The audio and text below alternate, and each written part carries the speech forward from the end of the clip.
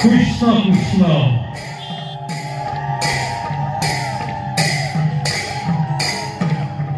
হাতেকাটি স্থায়ী মঞ্চ জিন্দাবাদ হাতেকাটি স্থায়ী মঞ্চ হাতেকাটি স্থায়ী মঞ্চ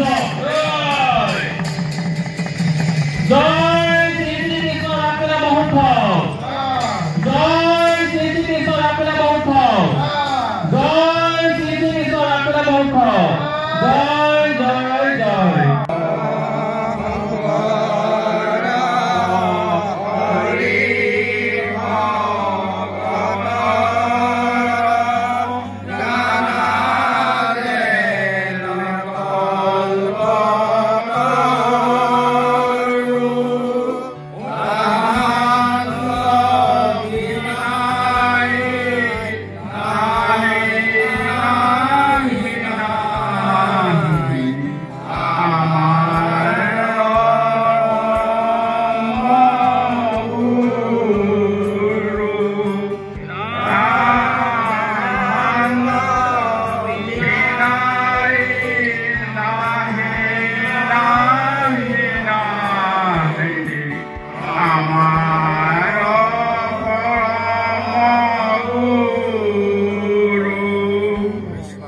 হাপেখাটিত ৩৯তম শ্ৰী শ্ৰী কৃষ্ণ ৰাস মহোৎসৱ অনুষ্ঠিত। অন্য বছৰৰ দৰে এইবাৰো চৰাইদেউ জিলাৰ হাপেখাটি অঞ্চলৰ ঘোঁৰাজান স্থায়ী ৰাস মঞ্চত ১৫ আৰু ১৬ নৱেম্বৰ তাৰিখে দুদিনীয়া কাৰ্যসূচীৰে ৩৯তম শ্ৰী শ্ৰী কৃষ্ণ ৰাস মহোৎসৱ অনুষ্ঠিত হৈছে। আজি প্ৰথম দিনাৰ কাৰ্যসূচী ধৰ্মধ্বজা উত্তোলন কৰে উদযাপন সমিতিৰ সভাপতি সূৰ্য কুমাৰ বৰুৱাই। মূল তোৰণ শুভ উদ্বোধন কৰে শ্ৰী শ্ৰী কৃষ্ণ ৰাসলীলা স্থায়ী সমিতিৰ সভাপতি দীপক কুমাৰ দাসে। অস্থায়ী নামঘৰৰ শুভ উদ্বোধন কৰে নামঘৰ পৰিচালনা সমিতিৰ উপদেষ্টা মৃদুল দাসে।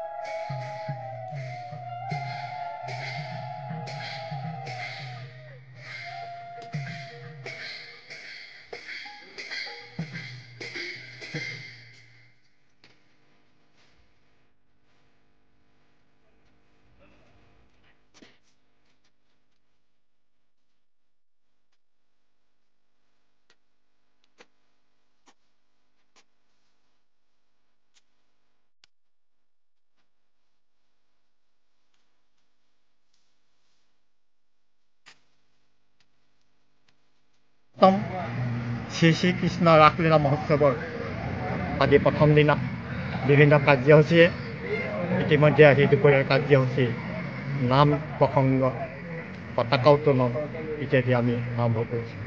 এই দুদিনীয়া কাৰ্যসূচীত বিভিন্ন স্থানৰ পৰা অহা যুৱক যুৱতী কণ কণ ল'ৰা ছোৱালীসকলে আহি ৰাসলীলাত সহযোগ কৰিছে। তেওঁলোকৰ কাৰণে আমি আশীৰ্বাদ যাচিছোঁ, দীৰ্ঘায়ু কামনা কৰিছোঁ। ভৱিষ্যতে তেওঁলোকক পৰমেশ্বৰে কুশল কৰক আৰু ভৱিষ্যতে এই আধ্যাত্মিক চিন্তাৰ কেন্দ্ৰস্থল হাপেখাটি স্থায়ী ৰাস মঞ্চ ঘোঁৰাজান স্থলীডোখৰ ভগৱন্ত চিন্তাৰ এক স্থলীৰ পৰিণত হয়। ইয়াকে মই কামনা কৃষ্ণ আজি ঘোঁৰাজান স্থায়ী ৰাস মঞ্চত ৩৯তমৰ প্ৰথম কাৰ্যসূচী হিচাপে মূল দৌৰা তোৰণ শুভ উদ্বোধন হ'ল। তাৰপৰা ধৰ্মধ্বজা আৰু নামঘৰ দুৱামুকলি কৰা হ'ল। আজি ইয়াৰ পৰা মই জানো বিভিন্ন জাতি জনগোষ্ঠীয় সংমিশ্ৰণৰ অসমীয়া মহান জাতি হৈছে। অসমীয়া জাতি উত্তৰণৰ ক্ষেত্ৰত বিশেষকৈ নতুন প্ৰজন্মক আধ্যাত্মিকভাৱে ধাৱমান কৰিবই লাগিব। আমাৰ যদি আধ্যাত্মিকভাৱে নতুন প্ৰজন্মক ধাৱমান কৰা হয় তেতিয়া আমাৰ সমাজখন উত্তৰণ ঘটিব বুলি ভাবিছোঁ। আপোনালোকৰ ক্ষেত্ৰত এতিয়া বৰ্তমান যি পৰিস্থিতি হৈছে সেই পৰিস্থিতিবিলাক আঁতৰ হ'ব বুলি মই ভাবিছোঁ।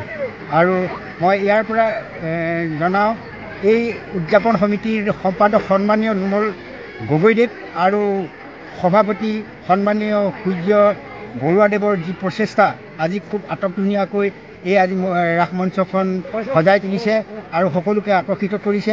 মই সকলোকে অনুৰোধ জনাইছোঁ বিভিন্ন সকলো কাৰ্যসূচীৰে সফল ৰূপায়ণ কৰিবলৈ সকলো ভকত বৈষ্ণৱ আই মাতৃসকলক আহিবৰ কাৰণে মই অনুৰোধ জনাইছোঁ। ধন্যবাদ।